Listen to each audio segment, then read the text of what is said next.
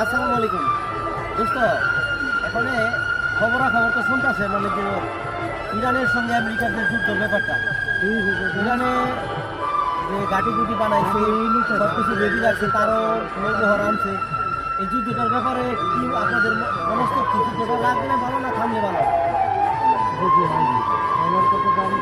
যুদ্ধের দরকার নাই, যুদ্ধে কখনো লাভবান হয় না, সফল হয় না। দাদা ভাই কি বলেন, মানে ইরানে কি যে শুনতেছে যে মিজাইল ঘাটি বানাইছে?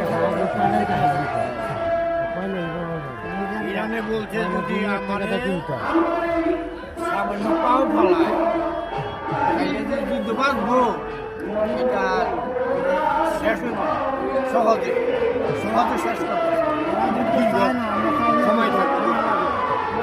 আলহামদুলিল্লাহ দর্শক, আজকে জনগণের থেকে কিছু কথা তুলে ধরলাম। ইরান আর আমেরিকার যুদ্ধটা আমরা কেউই চাই না, কিন্তু এই ভাই বলতেছে, খবর শুনতেছে আর কি, ইরান বলছে যে যুদ্ধ লাগা যায় আর শেষ হবে না সহজে।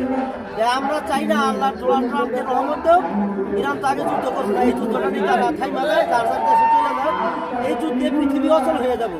এই ভাইয়ের কাছ থেকে কিছু সাক্ষাৎ করলাম।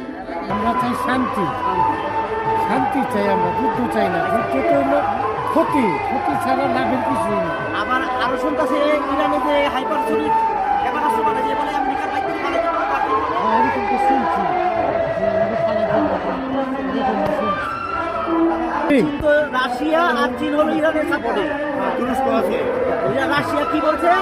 সে বলতেছে আমি যে পারমাণবিক মারো, হ্যাঁ, আমি আমেরিকা বলতেছে পারমাণবিক মারো, এটা ধ্বংস করে আমার পারমাণবিক আমার চলতে হবে। মানে রাশিয়ার অস্ত্র আমেরিকায় দিয়ে ওয়াশিংটনে ধ্বংস করে আবার রাশিয়ার দেশে এসে বলে এই অস্ত্র বানাইছে। আমরা চাই না দর্শক এই ধরনের যুদ্ধ হোক, কারণ আমাদেরও সমস্যা হয়ে যাবে, খাদ্যের অভাব হয়ে যাবে, জামা কাপড় থাকবে, মানুষ না খেয়ে কঙ্কাল হয়ে মারা যাবে।